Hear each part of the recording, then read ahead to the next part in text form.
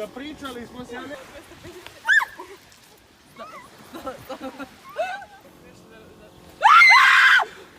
Dobro. Dobro.